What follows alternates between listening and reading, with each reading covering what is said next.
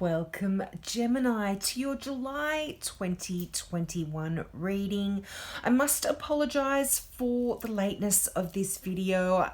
You're probably watching this in the early days of July. Better late than never, I always say. I've had a few internet issues, but I'm getting there. So let's get into this month's reading. Firstly, if you're new to my channel, I offer free mini readings for all new subscribers.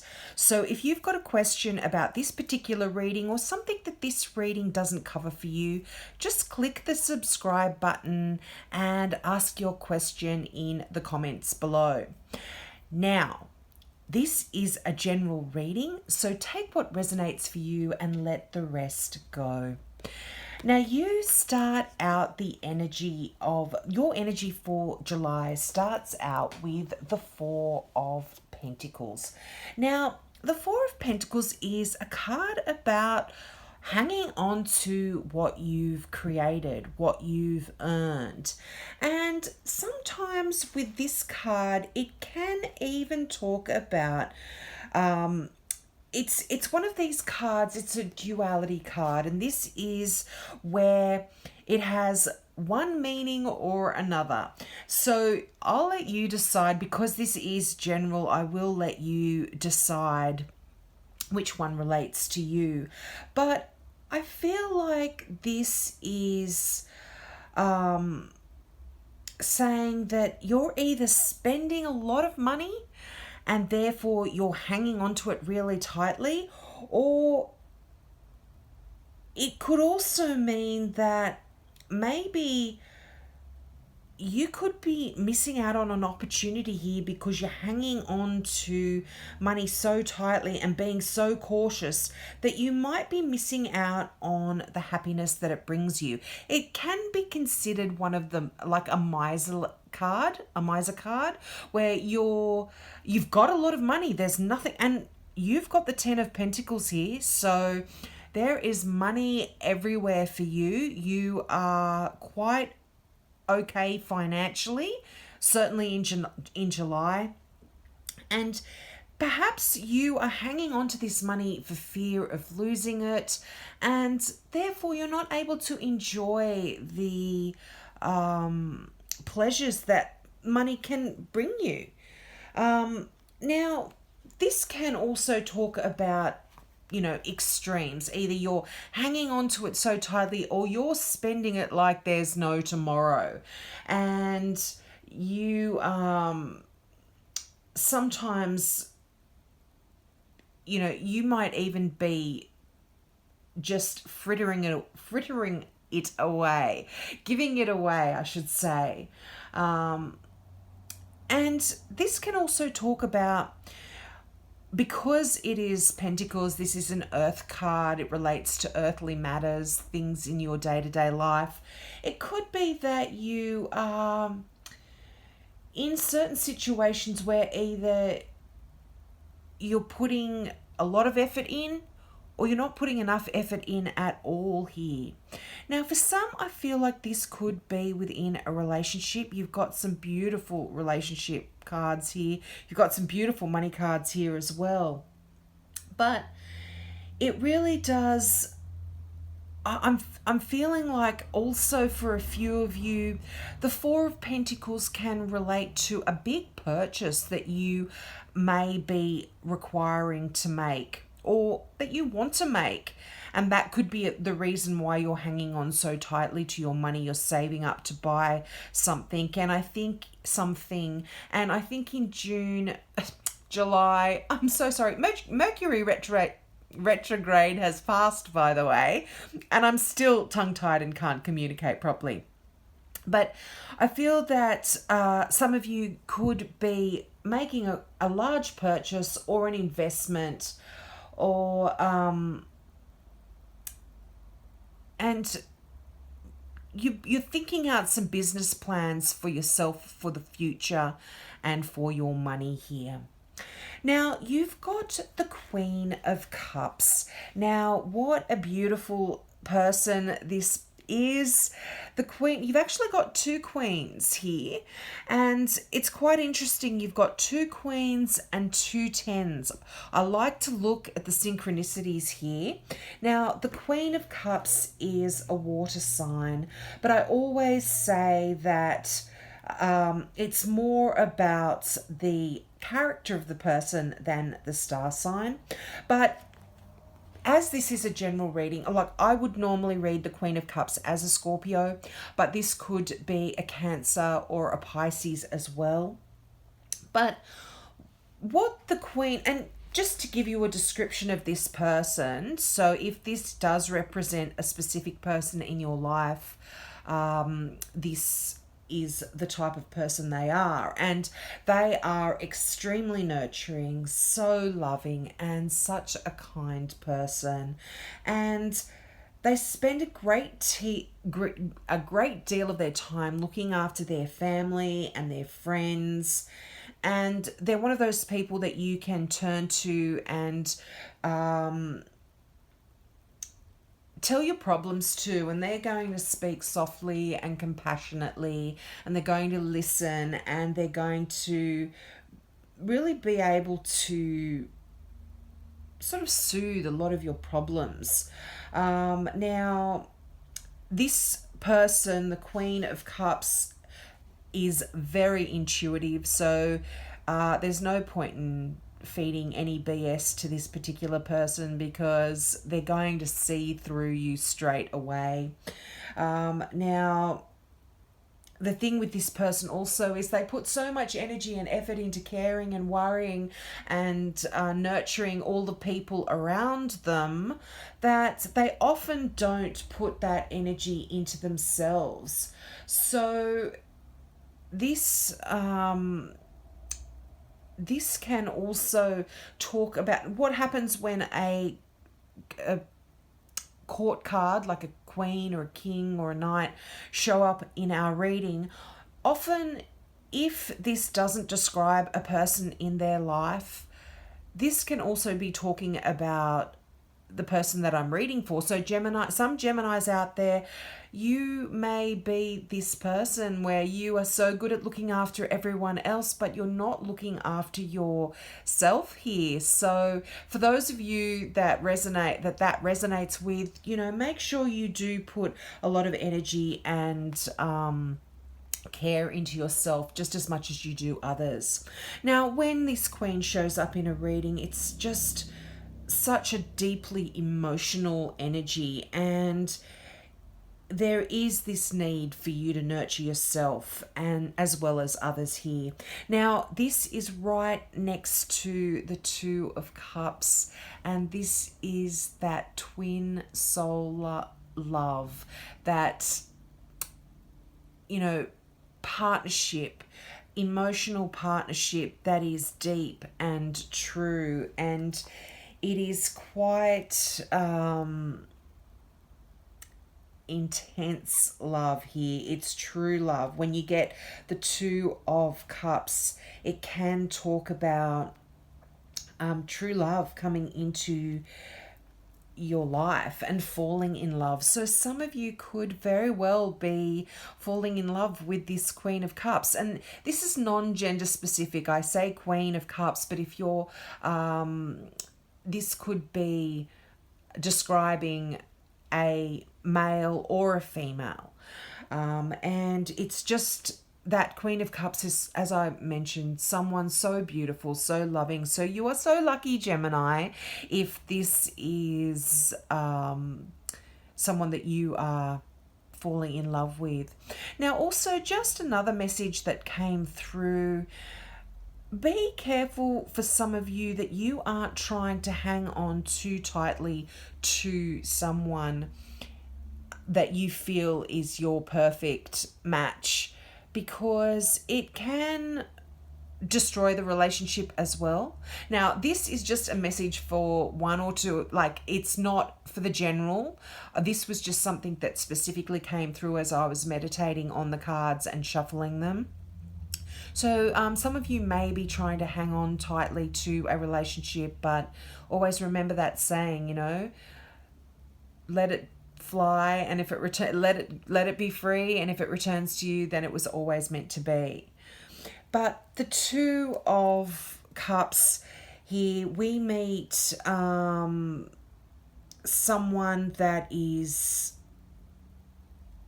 your heart can actually grow with. And it's like you've become intertwined with this person, and your commitment to this person is growing deeper. The commitments that you have towards this person are growing deeper. And if this, this can also talk about a close friendship as well. If you're already in a relationship and you're not interested in new romance, this can be somebody that you've connected with and you're going to stay friends for the rest of your lives. It's that kind of emotion here. Now, this is also a card of forgiveness, and if you have had any disputes, I feel like they are going to be fading away as well. And also, even if you've just had any trouble in any of your relationships, I feel like when the Two of Cups comes up, it says all of that is kind of going to be healed here. Now, you do have the Five of Swords here. This can be a bit of a tricky card. This is one of those cards where you're fighting a battle here, and it's a pretty intense battle. But if you truly believe in what you are fighting for, and this is a kind of message that you have in two cards, and one, the Seven of Wands, gives a very similar message, but the Five of Swords can talk about maybe making some choices that haven't always been the right choices for you. And you can, all you need to do in this situation, often, we all do it, is to really look at the situation and realize that everything happens for a reason. And all you can do is learn from the situation. And hopefully, if something presents itself in the future that is similar, you will be able to deal with that in a better way.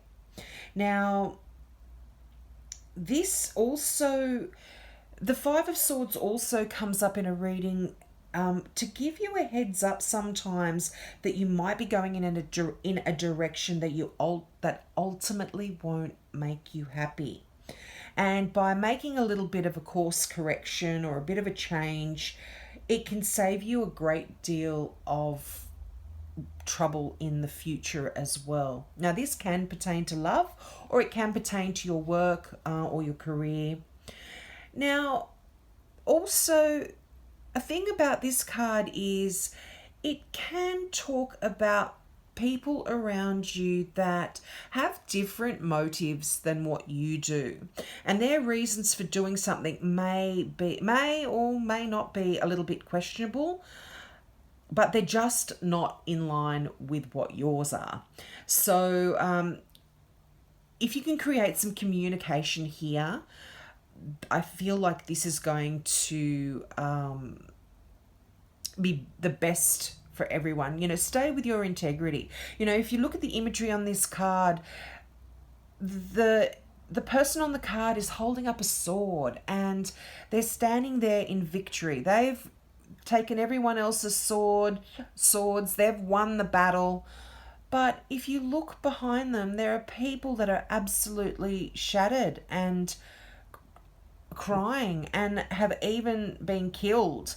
And often this card is like, be careful about the situation that you are entering in. You might win it in the end, but look at the carnage that is left behind. Is it actually worth the battle? So that's sort of another message that comes through with that Five of Swords. Now, you've got another queen here, the Queen of Swords. Now, normally I would read this as a Libra, Swords are air cards. Now, as I mentioned at the beginning of the reading, you have two queens. Now, queens are the nurturers of the tarot. They're loving and they're supportive, and they don't only want to help us, but they are very good at doing so as well. And they're quite multifaceted people. As I mentioned again, I'm repeating myself, I do apologize, but when I say queen, this is non-gender specific. It's the character of the person that these cards describe more often than not. And they're quite good at having around if you are having any challenges. But each queen means different things. So, as I mentioned, the Queen of Water is deeply loving, intuitive. They're great at nurturing. They've got great spiritual insights. The Queen of Air, on the other hand, is quite experienced with just about everything in life. They've got a sharp sense of humor, and they're a very keen sense of humor, and they're another person that can provide very good counsel if you do have any worries. Now, you fit in quite nicely with the Queen of Swords, Gemini, because you too are an air sign, so you do get each other here. But what the Queen, the Queen can often be single. It's not often somebody that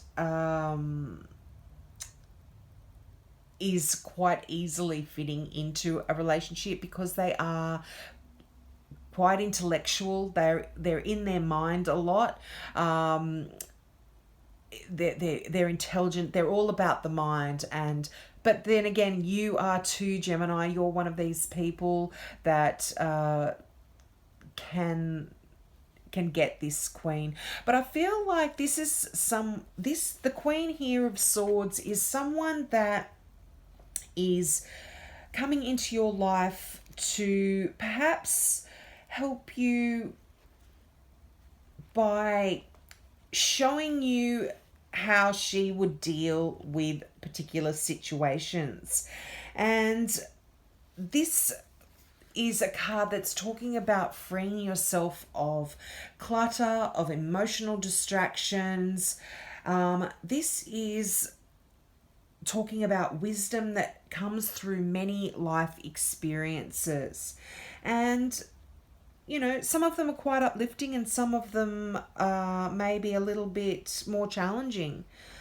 But there's an inner peace that comes when the Queen of Swords shows up in your reading. There's a balance. This is Libra, as I said, the scales. So there's a balanced energy here for you. And I feel like you are managing to balance your money and your finances quite well. You have the 10 of Pentacles there. Finances, if you've got any worries here, this is financial security. This is joyful contentment. And it's really knowing that your children's future are secure. It's kind of like family money. You could be getting an inheritance when this card shows up, or it's talking about, money that you stand to get from an inheritance. Or it could be you being concerned about the money that you are leaving to your children. There is absolute material comforts here.